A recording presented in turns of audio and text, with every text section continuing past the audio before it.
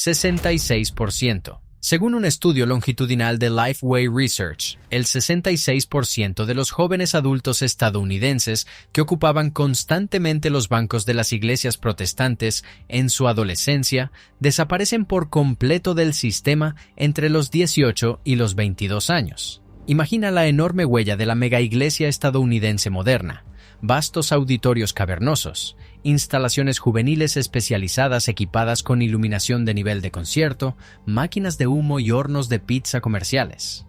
Durante décadas el público creyó que esta infraestructura masiva era el motor definitivo de la preservación institucional. La suposición operativa era puramente transaccional. Si entretienes a los jóvenes, retienes a los jóvenes. Pero bajo las luces estroboscópicas y las mesas de sonido sincronizadas, un éxodo demográfico silencioso ya estaba en plena marcha. Para entender la magnitud real de este colapso, debemos examinar la arquitectura de la ilusión misma.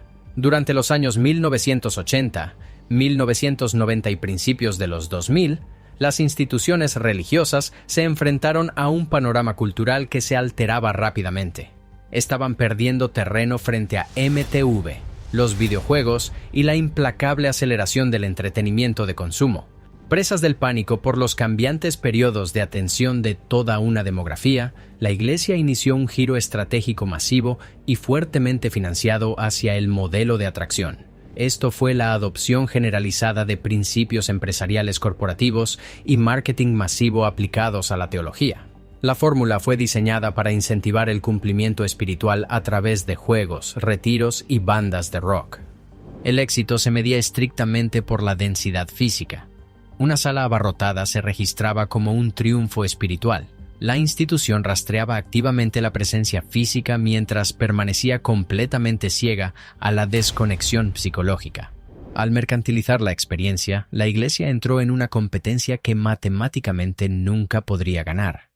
Intentó rivalizar con la industria global del entretenimiento en sus propios términos, creando en última instancia un espacio liminal prefabricado.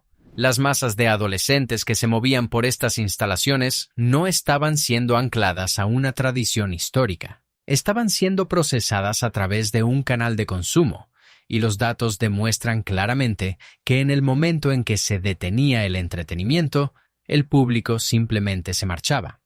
El mero peso de las estadísticas elimina cualquier margen para el consuelo anecdótico. Esta es una fractura sistémica cuantificable hasta el decimal.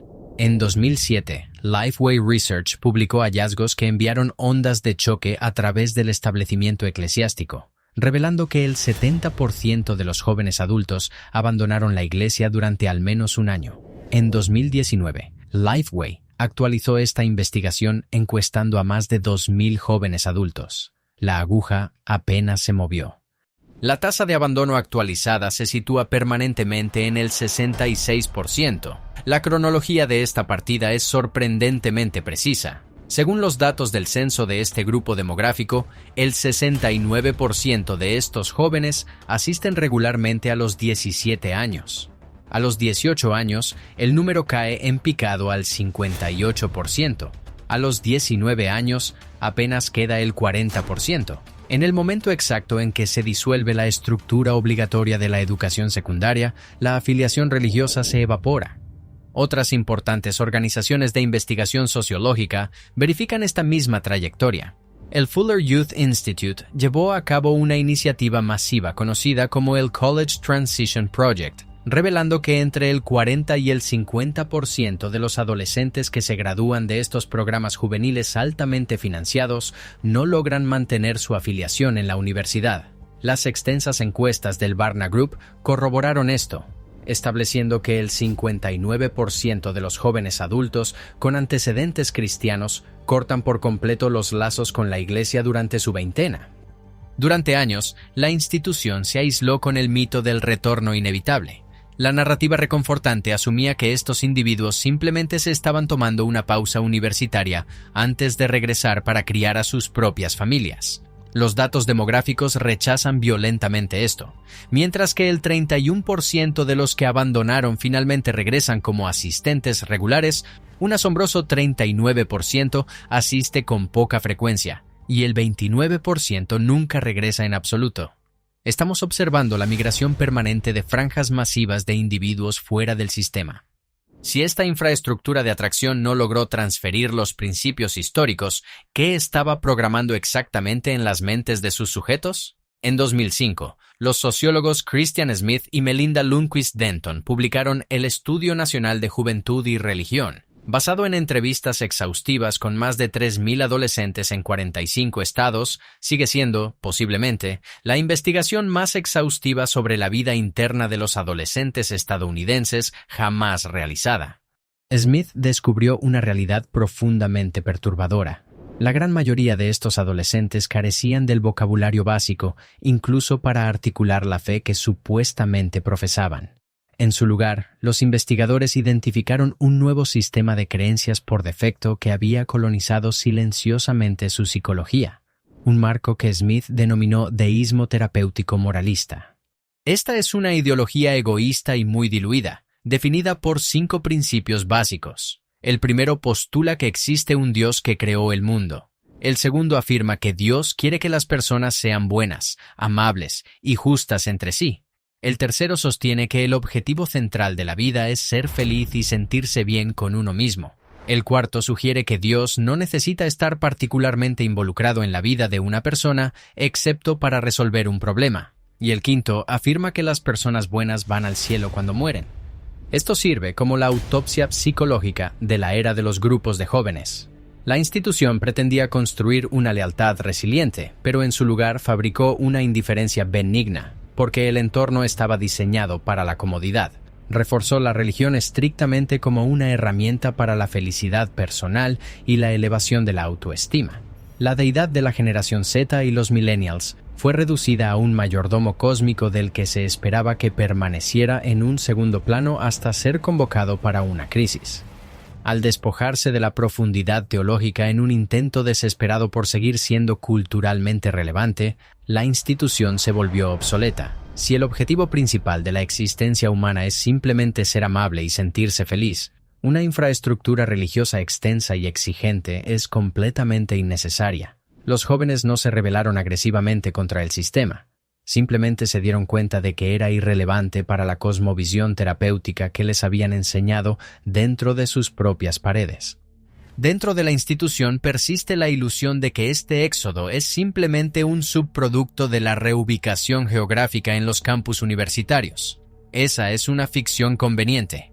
Aunque el 34% de los que abandonan citan ir a la universidad como un factor, los datos internos apuntan a un rechazo sistémico mucho más oscuro de la cultura en sí. El verdadero motor de esta partida masiva es una profunda crisis de autenticidad.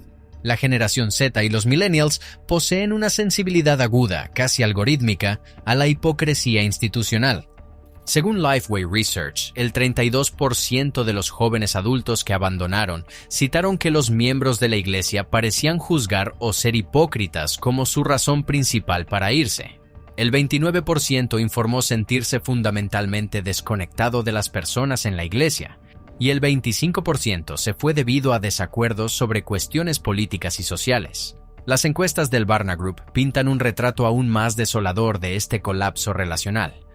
Entre los millennials que no asisten a la iglesia, un abrumador 87% considera que los cristianos juzgan a los demás.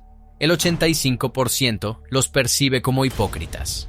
El 91% los ve como antihomosexuales. Y el 70% los ve como insensibles hacia los demás. Para una demografía que otorga un valor absoluto a la transparencia y la inclusión, estas métricas son catastróficas. Esta es la fricción entre la fachada y la realidad.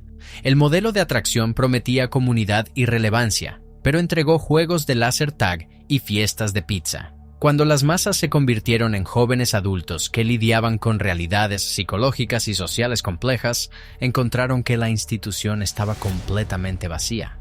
La iglesia gastó un capital sin precedentes puliendo su exterior, presentándose como un refugio acogedor.